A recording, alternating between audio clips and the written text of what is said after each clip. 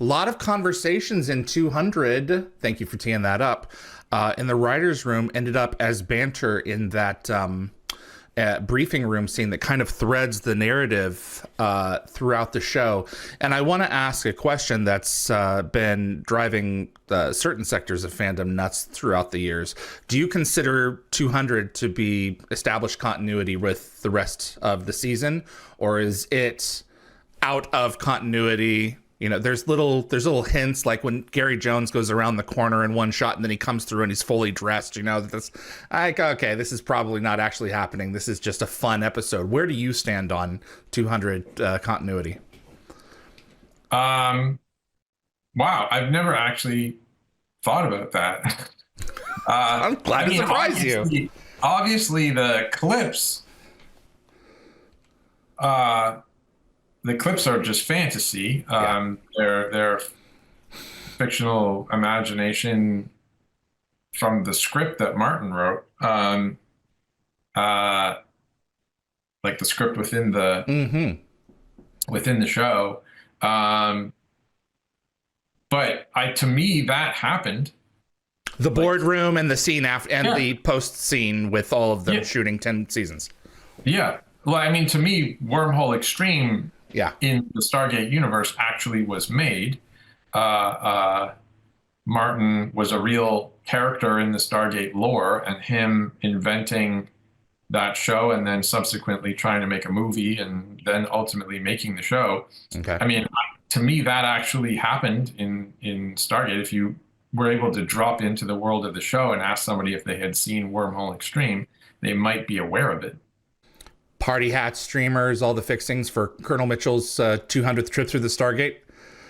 Yeah, I mean, I think that, I mean, if you could just give us credit for making that episode chock full of references and celebrations of everything we had sort of been through on the show. I know there were certain segments that fans felt maybe were pointing out weaknesses in the series, or maybe thumbing our noses at them. I don't think that's the right mix of metaphors, but yeah, I mean, you know, the Furlings thing was certainly that's right. Give them what they want. Let them see it in some form. You know, Jack and Sam getting married. You know, if she doesn't come up here, they're going to think you and I are. I don't know if I've told this story before, so forgive me. We have done a few of these, but that's right. When I was being interviewed for the job for Dirk Gently, a little plug for another show I worked on, I had to fly down to LA to meet the team of producers, so that they could, you know, I had done some initial interviewing and work online, and phone calls and stuff with the studio. But I had to go meet the production team, all the exec producers and Max Landis. And I walk into a boardroom, you know, with a bunch of people in it, including Max. And before anyone could say anything, including hello, Max said, "When are we going to meet the Furlings?" Wow. And I was like, you've struck a chord in the cultural zeitgeist. Well, he's a science fiction fan, and I think he's definitely, if nothing else, someone who would have done a little homework online about me, and you know, but I know he said he watched the show and was kind of a fan. So that's great. I remember with Darren in your office with Brad, and we said, "What's this thing about?" And there's concept art laid out of the Furling monitor.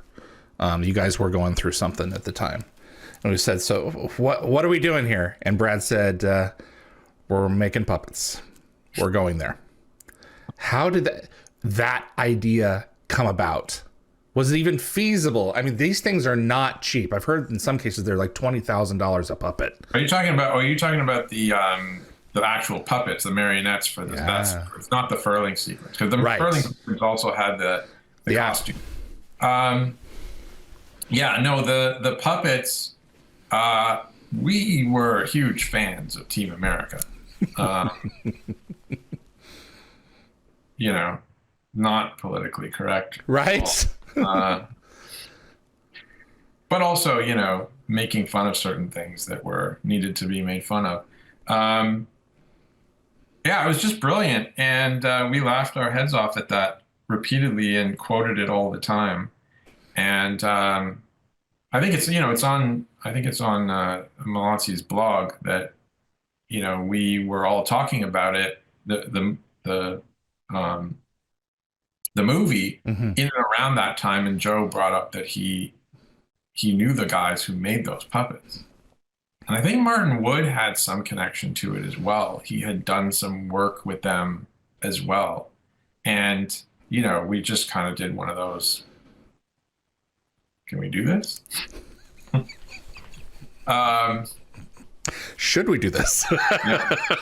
And the fact that Daniel is the lead in Team America, like the puppet is the guy, you know, the main guy in Team America. It is Daniel. Because we just repurposed some of them. Oh, really? So you took some of the puppets from so they're not all original. No, Daniel is the lead of Team America. Oh, they just changed the hair. Not even that much. Wow. I didn't even consider that. I thought they were all original. Yeah, Gary, who is the lead character in Team America, is Daniel Jackson. Yeah. Wow. Man, oh man. Were any of the puppets created from scratch? Oh yeah, no, other ones were. Okay. Yeah. Okay, for sure. But some of them were just, well, he looks like him. Yeah, I think Don was specific. Like Don was such a unique look. I'm pretty sure he was original, and I'm pretty sure the Richard Dean Anderson one was original too. Wow. Do you know what happened to any of them? I think Rick got one of the Richard Dean Anderson ones. That's great. Yeah. Oh man, and then there was one of the execs from MGM kept the other one. Oh, okay. Okay. Could this have been Charlie? It was Hank who was around at the time. Oh, okay. Very good. That's amazing. Which sketch is your favorite? Which sketch did you write? Because everyone took a slice of the pie, and which ones are your favorite? Well, I wrote. I wrote the Furlings one, and I wrote the younger, better looking SG1 one. The teens. Yeah, I love that sequence, Rob. That's right. Corey Monteith, may he rest in peace. Yes, he did a great job. Exactly. Well, so many people, it's crazy, actually, to be honest with you, how many people we miss now who are in the show. Thanks for watching this clip from Dial the Gate. You can find the full live stream shows on our YouTube channel or visit dialthegate.com for the complete schedule. See you on the other side.